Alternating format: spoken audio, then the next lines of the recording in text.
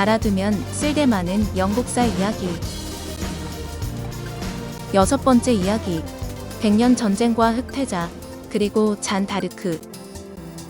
앞에서도 말한 것처럼 14세기 초엽은 영국의 봉건 제도가 가장 크게 융성하던 시기로 영국 사회는 풍요와 번영을 누리고 있었습니다. 이에 영국 국왕은 영국 섬 하나만으로 만족할 수 없었고 세력을 바다 건너 대륙까지 확장하고 싶었습니다. 그러나 유럽 대륙까지 세력을 확장하는 길목에는 프랑스라는 강적이 있었습니다. 이 때문에 유럽 역사상 가장 긴 전쟁인 백년 전쟁이 일어났습니다. 영국과 프랑스는 오랜 세월 원한이 쌓인 앙숙이라고 할 수 있습니다. 1154년 프랑스 앙주 백작의 아들 헨리가 잉글랜드의 왕위를 계승하자 앙주 가문의 프랑스에 있는 영지가 영국 왕의 소유가 되었습니다. 앙주 가문은 프랑스에서도 손꼽히는 명문으로 국토의 상당 부분을 소유하고 있었습니다. 앙주 가문의 영지가 영국 왕의 소유가 되어 영국 왕이 프랑스 왕보다 프랑스 영토를 5배 이상 보유하는 춘극이 발생했습니다. 그러나 영국의 위세는 그리 오래가지 못했습니다. 지난번에 본 실지왕 존왕이 즉위한 후 국력이 쇠퇴하면서 프랑스의 영지를 잃기 시작했습니다. 급기야 영국 왕이 프랑스 국왕의 신하로 무릎을 꿇는 지경까지 몰락했습니다. 1314년부터 1328년까지 프랑스 국왕 4명이 바뀌는데 그때마다 영국 국왕은 매번 충성서약을 맹세했을 정도입니다. 영국과 프랑스의 영토 분쟁은 이것만이 아니었습니다. 프랑스 남부 지역에 아퀴텐과 플랑드르를 두고 격렬한 분쟁이 일어났습니다. 아퀴텐 지역은 프랑스 땅에 있는 마지막 영국 영지 가운데 하나로 프랑스에서 가장 부유한 지역이었습니다. 포도주와 소금의 주요 생산지인 이곳을 영국이 차지한 것을 프랑스는 지켜볼 수 없었습니다. 플랑드르도 상공업이 발달한 도시로 방직업이 매우 유명한 지방이었습니다. 프랑스계인 플랑드르 백작이 통치하고 있었지만 양모 산업에 의존해 주민들은 양모 수출국인 영국과 두터운 친분 관계를 유지했습니다. 정치적으로는 프랑스가 주권을 쥐었지만 경제적으로는 영국의 영향력 아래에 있었던 것입니다. 그래서 영국과 프랑스 사이에 플랑드르 지역 통치권을 놓고 다시 분쟁이 일어났습니다. 왕권 계승 문제도 있었는데 프랑스의 필리프 4세가 자손 없이 죽자 알루아 가문의 필리프 6세가 왕위를 계승했습니다. 그러자 영국 국왕 에드워드 3세가 필리프 4세의 외손자인 자신이 권리가 있다고 왕위 계승권을 요구하고 나섰습니다.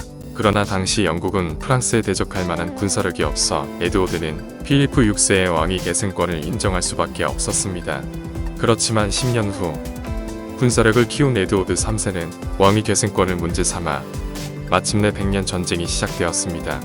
프랑스는 병력에서 영국보다 월등했는데 인구가 영국의 3배 이상이며 징집이 가능한 남성은 영국의 4배에 달했기 때문입니다. 더욱이 전쟁이 프랑스 본토에서 벌어져 지리적 이점이 있고 보급도 원활했습니다. 그러나 프랑스군은 어리석은 전략으로 모든 이점을 쓸모없게 만들어 버렸습니다. 1340년 6월 영국 함대와 프랑스 함대가 지중해에서 충돌했는데 프랑스 함대는 영국 함대의 3배였지만 영국군은 뛰어난 전술로 승리를 거두었습니다.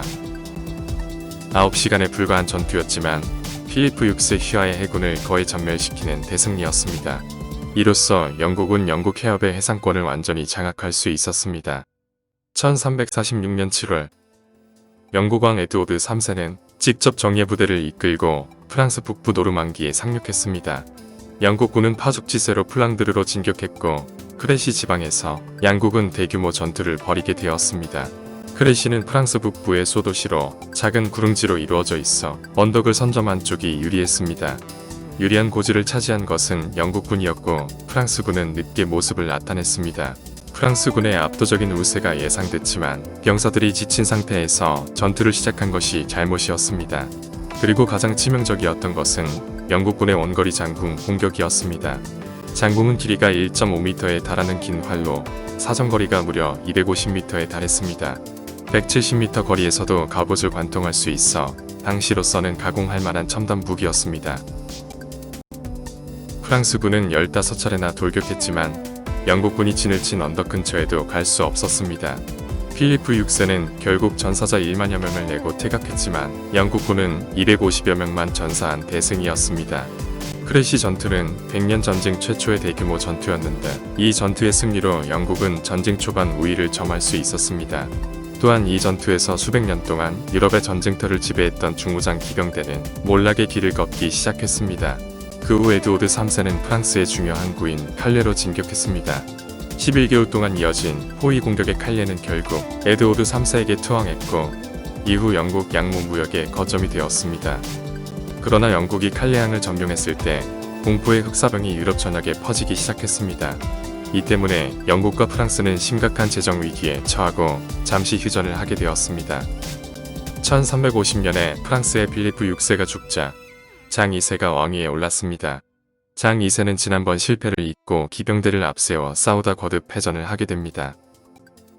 1355년 에드워드 3세의 큰아들이자 흑돼지로 유명한 에드워드가 프랑스 남부 지역을 침공했습니다.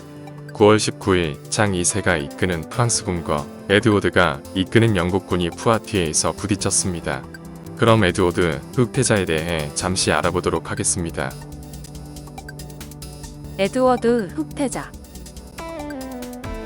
흑태자는 에드워드 3세의 장남인데 옥스퍼드셔의 우드스톡 궁전에서 태어나서 우드스톡의 에드워드라고도 불립니다.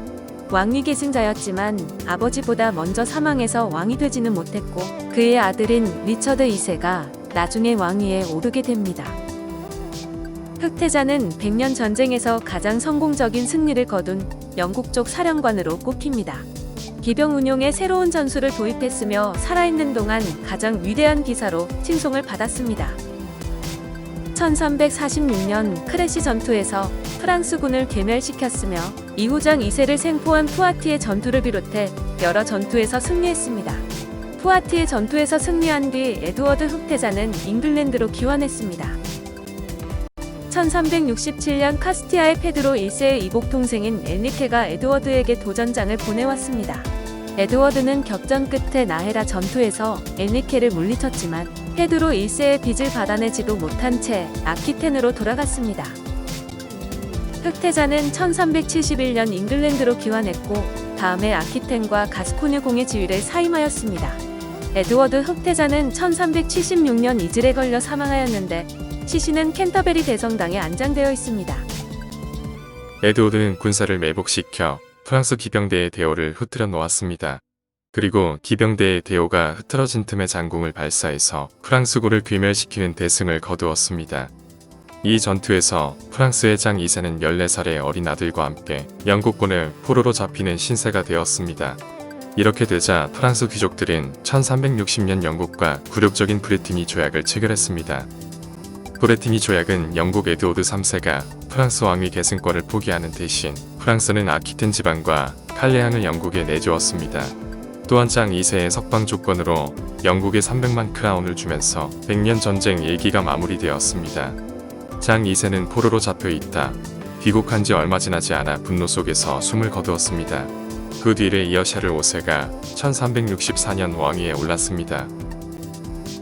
샤를 5세는 장 2세의 실패를 거울 삼아 먼저 재정 수입을 확대해 해군을 강화하고 육군을 재정비하는 데 집중했습니다.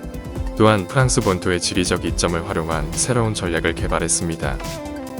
영국군과의 정면 대결을 피하고 유격부대의 잦은 습격 작전으로 영국군을 지치게 했습니다.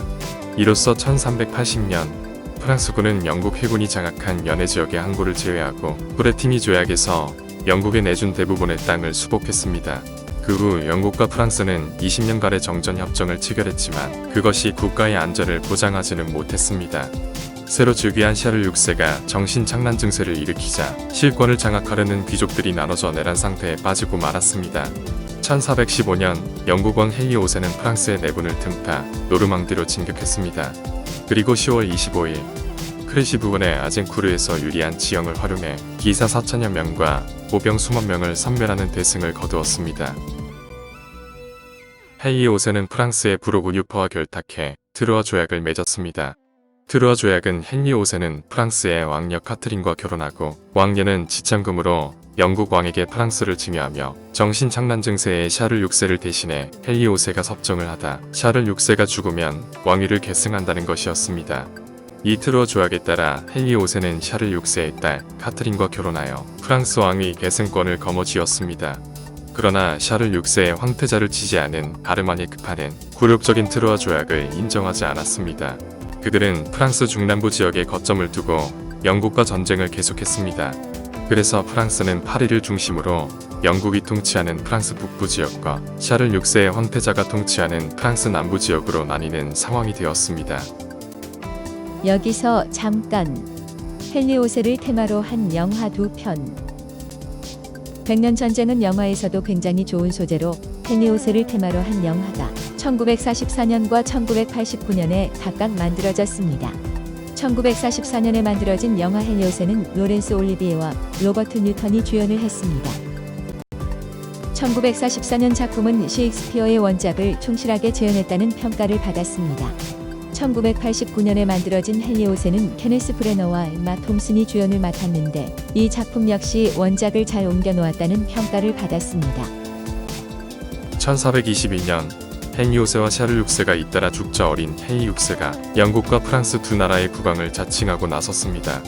그러자 프랑스에서는 샤를 6세의 황태자인 샤를 7세기 프랑스의 왕위에 즉위하였음을 선언했습니다. 이에 영국군은 1428년 샤를 7세의 거점인 오를레앙을 포위해 샤를 7세를 궁지에 몰아넣었습니다. 그러나 장기간에 걸친 영국군의 약탈 행위로 프랑스인들의 반영 투쟁이 들불처럼 번지기 시작했습니다. 그런 와중에 전황을 승전으로 바꿀 영웅이 출연했으니 바로 잔 다르크였습니다.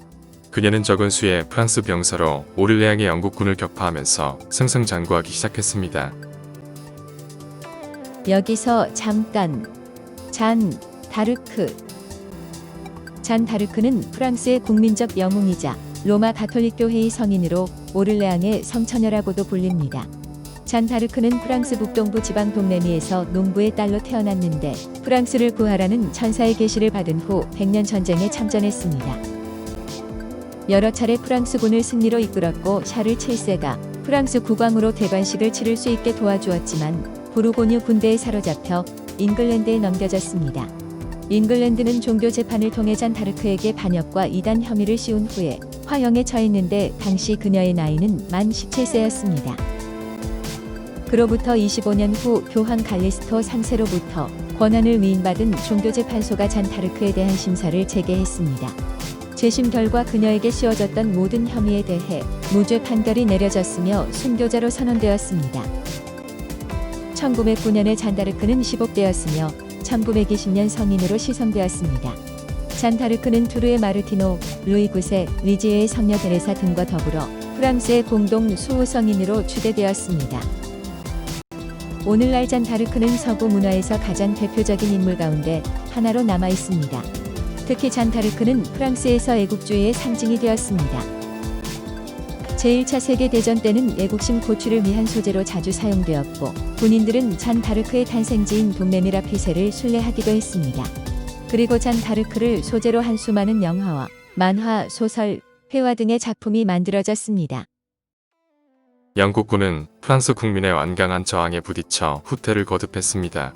1453년에는 영국군 최대 거점인 보르도시가 프랑스군에 점령되면서 영국은 칼레앙을 제외한 프랑스 내의 모든 영토를 잃고 말았습니다. 백년 전쟁이 실패로 끝나면서 영국은 유럽 대륙의 영토 소유를 포기했습니다. 대신 독자적인 중앙 집권적 군주제 국가를 건설하는 데 전력을 기울였습니다. 일곱 번째 이야기, 장미 전쟁으로 이어집니다.